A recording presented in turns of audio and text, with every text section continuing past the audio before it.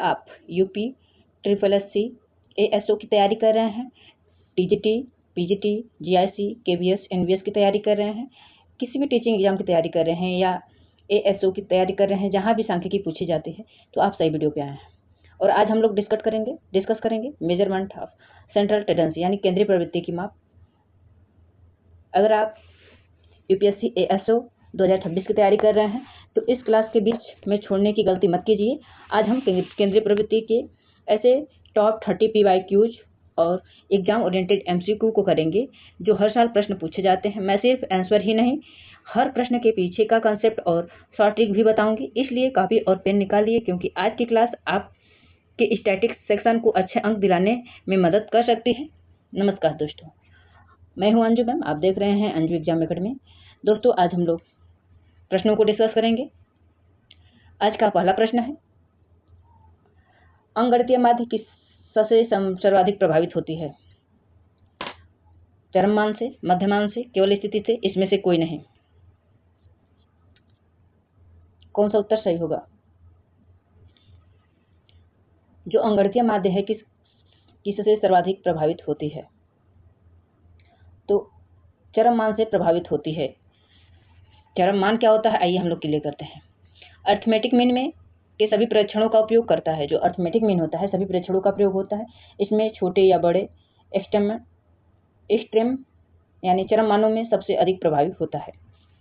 दोस्तों बता दूं, यदि आप चैनल पर नए हैं तो सब्सक्राइब करिए, वीडियो पसंद आएगा तो लाइक करिएगा और अपने जो 10 नंबर का टॉपिक है इसको क्लियर करिए। यदि आप 30 प्रश्नों में से कितने प्रश्न आप सही कर ले जा रहे हैं जरूर कमेंट करके बताइएगा। और कौन सा टॉपिक, कौन सा सेगमेंट जो स्टैटिक्स का आपको समझ में नहीं आता है जरूर बताइएगा, ताकि मैं उसको कॉन्सेप्ट साइड क्लियर कराऊँ। और जो भी स्टैटिक्स का पार्ट है उसको कंप्लीट यहाँ पे डिस्कस किया जाएगा। आप लोग जुड़िए और अपने स्टैटिक्स पोर्शन को कवर करिए और अच्छे अंक प्राप्त करिए। प्रश्न नंबर दूसरा है, केंद्रीय प्रवृत्ति का माप। केंद्रीय प्रवृत्ति का कौन सा माप चरम मानों में सबसे कम प्रभावित होता है? मध्यमान, माध्यिका, बहुलक, हरात्मक मान। प्रश्न नंबर 2, केंद्रीय प्रवृत्ति का कौन सा माप चरम मानों के लिए सबसे कम प्रभावित होता है? तो वो है माध्यिका। माध्यिका केंद्रीय प्रवृत्ति के चरम मानों को सबसे कम प्रभावित करती है, यानी मीडियन केवल मध्य मान पर आधारित होता है, इसलिए चरम मानों का इस पर बहुत कम प्रभाव पड़ता है। प्रश्न नंबर 3 है, अंकगणितीय माध्य के विचलनों का बीजगणितीय योग होता है, कितना होता है? 0 होता है, 1 होता है, अधिकतम होता है, न्यूनतम होता है, बताइए। तो अंकगणितीय माध्य के विचलनों का बीजगणितीय योग 0 होता है। कितना होता है? 0। अर्थमेटिक मीन का एक महत्वपूर्ण गुण है कि उसके लिए सभी विचलनों का बीजगणितीय योग हमेशा 0 होता है। ट्रिक होता है इसका सिग्मा x माइनस x बार बराबर 0। x बार नहीं है, x माइनस x बराबर 0। प्रश्न नंबर 4 है, माध्यिका किसी वितरण को कितने बराबर भागों में विभाजित करती है? 2 बराबर भागों में, 3 बराबर भागों में, 4 बराबर भागों में, 5 बराबर भागों में। प्रश्न नंबर 4, जो माध्यिका होता है किसी वितरण को कितने भागों में विभाजित करती है? तो 2 भागों में विभाजित करती है। 2 इक्वल पार्ट्स। कितने में? माध्यिका 2 बराबर भागों में विभाजित करती है। जैसे मीडियन आंकड़ों को 2 बराबर बांटों में बांटती है, जैसे 50% का मान ऊपर और 50% मान नीचे।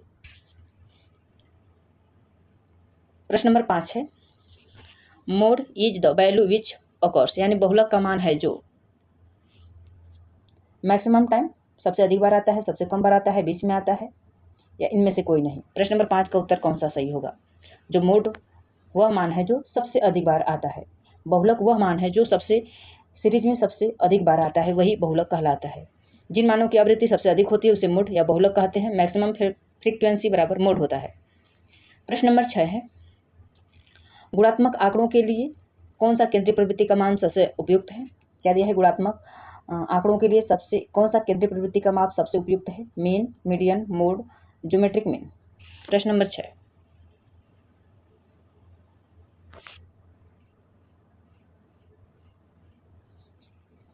तो क्या होगा? सी, बहुलक।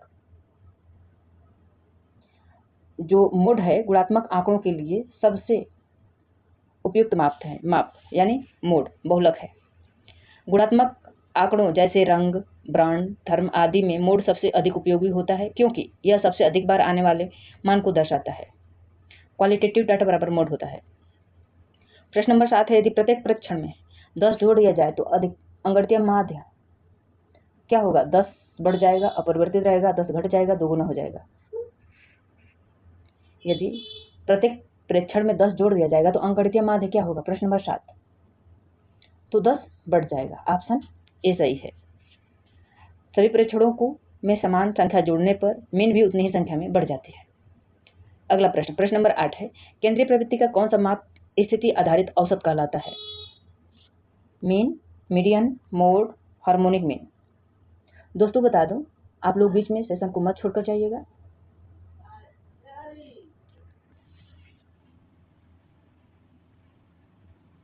प्रश्न नंबर 8 का उत्तर कौन सा होगा सही? स्थिति आधारित और औसत कहलाता है, क्या कहलाता है? तो माध्यिका कहलाता है। प्रश्न नंबर 8 का उत्तर डी सही होगा। माध्यिका स्थिति आधारित औसत कहलाता है, यानी मीडियन का निर्धारण केवल मध्य स्थिति के आधार पर किया जाता है, इसलिए इसे पोजिशनल एवरेज भी कहा जाता है। प्रश्न नंबर 9 है,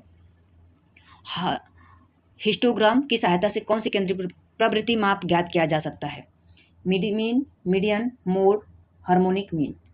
प्रश्न नंबर 9, जो हिस्टोग्राम की सहायता से कौन सी केंद्रीय प्रवृत्ति माप ज्ञात किया जा सकता है? तो उससे बहुलक।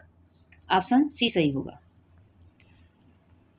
हिस्टोग्राम द्वारा सबसे अधिक आवृत्ति वाले वर्ग से मोड ज्ञात किया जा सकता है। प्रश्न नंबर 10 है, खुले वर्गांतर यानी ओपन इंडेड क्लास इंटरवल के लिए सबसे उपयुक्त औसत मान मीन है, मीडियन है, ज्योमेट्रिक मीन है या हार्मोनिक मीन है? बताइए कौन सा उत्तर सही होगा प्रश्न नंबर 10 का। तो खुले वर्गांतर के लिए सबसे उपयुक्त औसत मान मीडियन है। दोस्तों ये बताइए कि 10 प्रश्नों में से आपका कितना प्रश्न सही हुआ? कमेंट करके जरूर बताइएगा। और बता दूं, यदि आप चैनल पर नए हैं तो सब्सक्राइब करिएगा, वीडियो पसंद आए तो लाइक करिएगा और अपने दोस्तों में जरूर से जरूर शेयर करिएगा ताकि हमें सपोर्ट मिले। और बताइएगा कि किस टॉपिक पे और वीडियो बनाना है। ऑप्शन बी सही होगा। प्रश्न नंबर 11 है, केंद्रीय प्रवृत्ति का कौन सा माप चरण मानों के प्रभावों से लगभग अप्रभावित रहता है? प्रश्न दिया है कि केंद्रीय प्रवृत्ति का कौन सा माप चरण मानों के प्रभाव से लगभग अप्रभावित रहता है? Mean, median, mode, geometric mean, यानी माध्य, माध्यिका, बहुलक और जयंती माध्य कौन सा है? प्रश्न नंबर 11, तो क्या होगा? माध्यिका। केंद्रीय प्रवृत्ति का जो माध्यिका है यह चरम मानों के प्रभाव से लगभग अप्रभावित रहता है। ऑप्शन नंबर बी सही होगा। और मीडियन केवल मध्य स्थिति पर आधारित होता है, इसलिए चरम मानों का प्रभाव इस पर बहुत कम पड़ता है। Sturm value. प्रश्न नंबर 12 है, बहुलक का निर्धारण किसके आधार पर किया जाता है?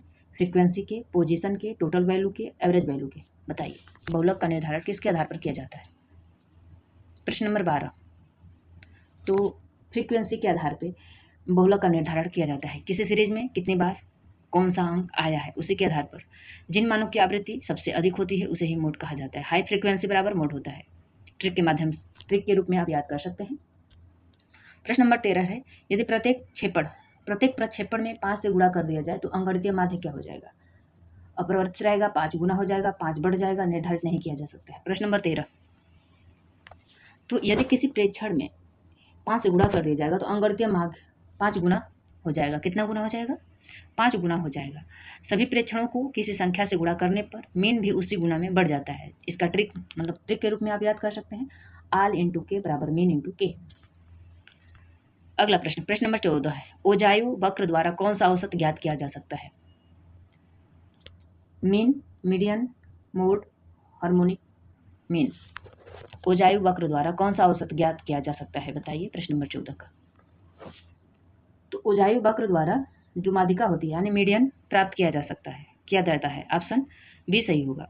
ओजायु लेस देन और मोर देन कर्व के प्रतिच्छेदन बिंदु से मीडियन ज्ञात किया जा सकता है। ओजायु बराबर ट्रिक के माध्यम से याद कर लीजिए, ओजायु बराबर मीडियन। प्रश्न नंबर 15 है, केंद्रीय प्रवृत्ति का कौन सा माप सभी प्रेक्षणों पर आधारित होता है? मीन, मीडियन, बहुलक, क्वार्टाइल्स। माध्य, माध्यिका, बहुलक, चतुर्थक। बताइए प्रश्न नंबर जो 15 है इसका उत्तर कौन सा सही होगा? केंद्रीय प्रवृत्ति का कौन सा माप सभी प्रेक्षणों पर आधारित होता है? तो यह मीन यानी माध्य पर आधारित होता है। ऑप्शन ए सही होगा। मीन की गणना करते समय प्रत्येक प्रेक्षण का उपयोग किया जाता है। प्रेक्षण का उपयोग किया जाता है इसलिए सबसे व्यापक और औसत माना जाता है। ऑल ऑब्जर्वेशन बराबर मीन होगा।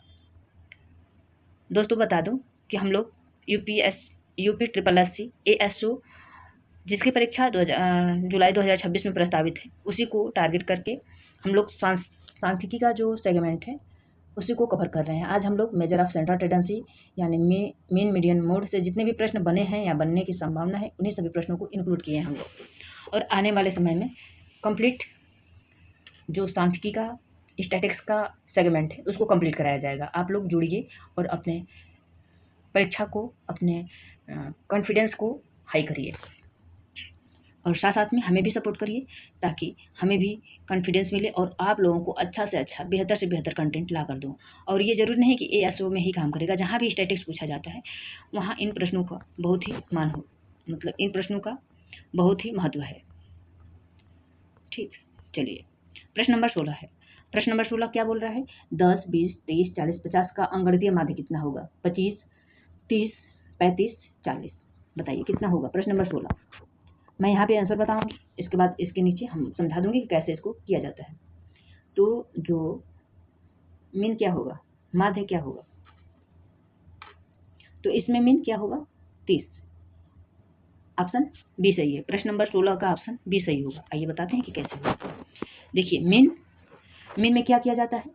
जो आंकड़ा दिया रहता है, जो डाटा दिया रहता है उसको जोड़ा जाता है और जितने आंकड़ों की संख्या होता है उससे भाग दिया जाता है।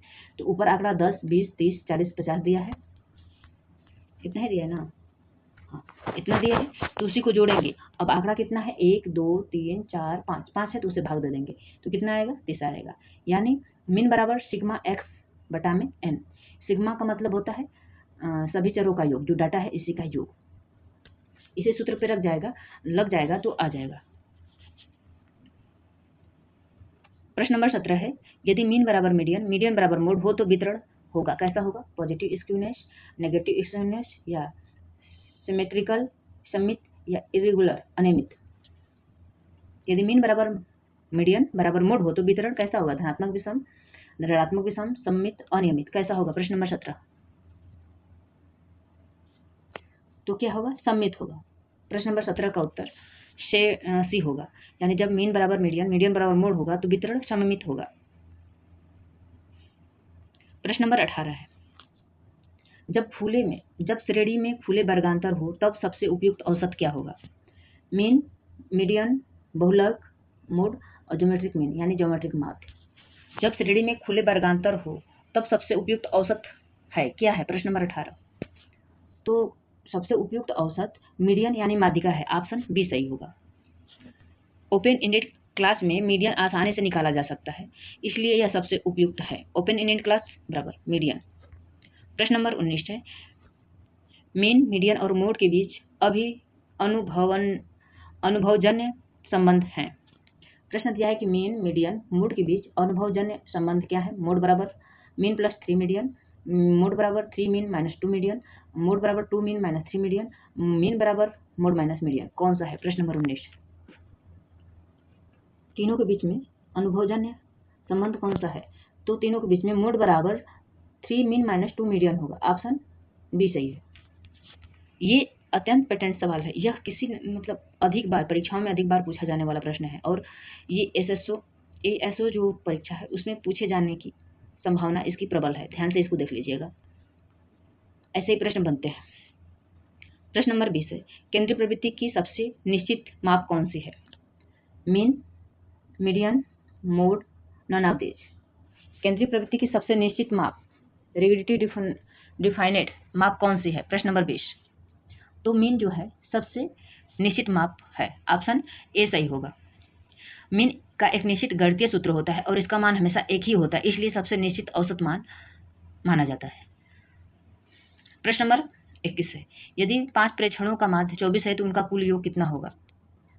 100, 110, 120, 125। कितना होगा बताइए? प्रश्न नंबर 21। 5 प्रेक्षणों का माध्य 24 है तो इनका कुल योग कितना होगा? तो देखिए इनका कुल योग 120 होगा। आइए बताते हैं कि कैसे होगा। देखिए मीन बराबर सिग्मा एक्स बटा में एन बताई हूँ। सिग्मा एक्स बराबर मीन, मतलब इसको पक्षांतर करके हम लोग लगाएंगे। देखिए इतना सूत्र तो हमको पता है, मीन बराबर सिग्मा एक्स बटा में एन। तो यहाँ पे फिर हम लोग का क्या करेंगे कि पक्षांतर करेंगे। सिग्मा एक्स बराबर मीन इंटू एन कर सकते हैं हम लोग, और बराबर 24 गुणे 5। सिग्मा एक्स का मान 24 दिया है और एन का मान 5 दिया है, तो दोनों का गुणा करके इसी सूत्र में रख करके हम लोग निकाल देंगे। यानी सिग्मा एक्स दे दिया है 24 और एन दे दिया है 5, और मीन दे दिया है, मीन दिया है 24 और एन दे दिया है 5। तो सिग्मा एक्स पूछ रहा है, तो मीन इंटू एन कर देंगे तो आ जाएगा। तो 24 में 5 का गुणा करेंगे तो आ जाएगा 120। यानी टोटल बराबर होता है mean into number of observation. अगला प्रश्न है, प्रश्न नंबर 22 है, मीडियन ऑफ द सीरीज, यानी श्रेणी 5, 8, 10, 12, 15 की माध्यिका क्या होगा? 8, 10, 12 या 15। प्रश्न नंबर 22। तो देखिए माध्यिका जब विषम दिया रहेगा तो सीधे सीधे में जो बीच में आएगा वही माध्यिका हो जाएगा। जब सम दिया रहता है तो सूत्र लगाना पड़ता है, इसका भी सूत्र होता है, लेकिन जब डाटा छोटा होता है तो उसको हम लोग लगा लेते हैं। तो श्रेणी 5, 8, 10, 12, 15 में जो बीच में है सबसे, वही इसका आंसर हो जाएगा। तो क्या होगा? 10। प्रश्न नंबर 22 का ऑप्शन बी सही होगा। आइए इसे सूत्र से बता देते हैं। कुल पदों की संख्या 5 है, इसलिए बीच का तीसरा पद मीडियन होगा, यानी ऑड नंबर बराबर मिडिल वैल्यू बराबर मीडियन। यहाँ बताइए, इसको बताइए, मोड ऑफ द सीरीज, श्रृंखला में 4, 6, 6, 8, 10 का बहुलक क्या होगा? 4, 6, 8, 10। मोड में मतलब जो जिस अंक की फ्रीक्वेंसी ज़्यादा होगी वही मोड कहलाता है। तो देखिए इस सीरीज में सबसे अधिक फ्रीक्वेंसी 6 की हुई है, इसलिए 23 का ऑप्शन भी सही होगा। 6 सबसे अधिक बार आया है, इसलिए इसका मोड 6 होगा। जो मान सबसे अधिक बार आता है वही मोड कहलाता है। हाई फ्रीक्वेंसी बराबर मोड होता है। प्रश्न नंबर 24 है, यदि किसी एक प्रेक्षण को गलत दर्ज कर दिया जाए तो कौन सा औसत सबसे अधिक प्रभावित होगा? प्रश्न क्या दिया है, यदि किसी प्रेक्षण को गलत दर्ज कर दिया जाए तो कौन सा औसत सबसे अधिक प्रभावित होगा? प्रश्न नंबर 24। मीन मतलब औसत जो होता है, माध्यिका, बहुलक और ननाबदेज। तो यदि किसी एक प्रेक्षण को गलत दर्ज कर दिया जाएगा तो सबसे अधिक औसत प्रभावित होगा मीन का। ऑप्शन नंबर ए सही होगा। प्रश्न नंबर 24 का ए, मीन सभी प्रेक्षणों पर आधारित होता है, इसलिए एक गलत मान भी इसे प्रभावित करता है। Wrong value mean change most. प्रश्न नंबर 25 है, आय यानी इनकम के वितरण के लिए सबसे उपयुक्त केंद्रीय प्रवृत्ति माप कौन है? बताइए। मीन, मीडियन, मोड या ज्योमेट्रिक मीन, कौन सा होगा? आय के वितरण के लिए सबसे उपयुक्त केंद्रीय प्रवृत्ति का माप कौन सा होगा? प्रश्न नंबर 25। मीडियन होगा सबसे उपयुक्त केंद्रीय प्रवृत्ति का माप। ऑप्शन नंबर बी सही होगा। आय वितरण में एक्सटर्म वैल्यू अधिक होती है, इसलिए मीडियन सबसे उपयुक्त होगा। इनकम डिस्ट्रीब्यूशन में मीडियन का उपयुक्त होता है। प्रश्न नंबर 26 है, वितरण का संतुलन बिंदु किसे कहते हैं? किसे कहते हैं? वितरण का संतुलन बिंदु किसे कहते हैं? मीन को, मीडियन को, मोड को, क्वार्टाइल को। प्रश्न नंबर 26। तो मीन को वितरण का संतुलन बिंदु कहा जाता है। ऑप्शन नंबर ए सही है। मीन सभी मानों का संतुलन बिंदु माना जाता है। बैलेंस पॉइंट ट्रिक के माध्यम से बराबर मीन होगा। प्रश्न नंबर 27 है, माध्यम रूप में विषम वितरण में संबंध है, कौन सा संबंध है? मीन बराबर मीडियन बराबर मोड विषम वितरण के रूप में। और ऑप्शन बी है मोड बराबर 3 median minus 2 mean. Option C है मोड बराबर 3 mean minus 2 median. Option D है मीन बराबर मोड माइनस मीडियन। प्रश्न नंबर 27 का उत्तर कौन सा सही होगा? तो देखिए मध्य रूप में विषम वितरण का जो संबंध है ये है मोड बराबर 3 मीन माइनस 2 मीडियन होगा। ऑप्शन नंबर सी सही होगा। कौन सा सही होगा? ऑप्शन सी सही होगा। यह पर्सन का एम्पिरिकल फार्मूला है, पियर्सन का एम्पिरिकल फार्मूला है, जो एएसओ जैसे परीक्षाओं में बार बार पूछा जाता है। ट्रिक है मोड बराबर 3 mean minus 2 median.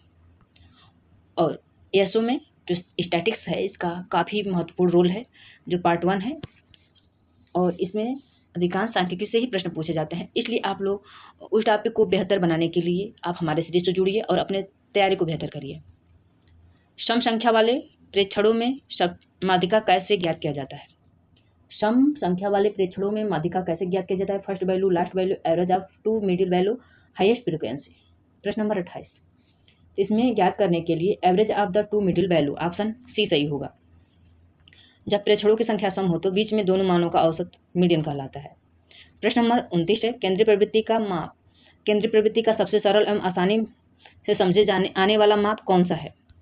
Mean, median, mode, harmonic mean. प्रश्न नंबर 29, तो केंद्रीय प्रवृत्ति का सबसे सरल और आसानी से समझा जाने वाला माप मीन है, ऑप्शन नंबर ए सही होगा। मीन का सूत्र सरल है और इसका उपयोग सबसे अधिक किया जाता है। प्रश्न नंबर 30 है, आज का ये रहा अंतिम प्रश्न। कुछ स्थितियों में केवल निरीक्षण द्वारा कौन सा औसत ज्ञात किया जा सकता है? Mean, median, mode, geometric mean. प्रश्न नंबर 30, तो इसमें सबसे कुछ परिस्थितियों में केवल निरीक्षण द्वारा मोड औसत ज्ञात किया जा सकता है, ऑप्शन सी सही होगा। दोस्तों, ये रहा आज के प्रश्नों की श्रृंखला और अब आपके पास मीडियन मोड के पूरे हो गए हैं। Thank you. और अगला टॉपिक हम लोग लेंगे, इसमें भारतीय अर्थव्यवस्था के सांख्यिकीय माप, अगला टॉपिक। डेली शाम 5 बजे जरूर क्लास अपलोड होती है, आप जरूर देखा करिए। और दोस्तों बता दूं, चैनल पर नए हैं तो सब्सक्राइब करिएगा, वीडियो पसंद आए तो लाइक करिएगा और अपने दोस्तों में जरूर शेयर करिएगा और कमेंट करके भी बताइएगा कि सेशन कैसा लगा। और हमें आप लोग सपोर्ट करिए, क्योंकि हमें सपोर्ट की ज़रूरत है। और जो भी कमी लगे वीडियो में वो भी बताइएगा। चलिए चलते हैं, फिर मिलते हैं शाम 5 बजे। Thank you.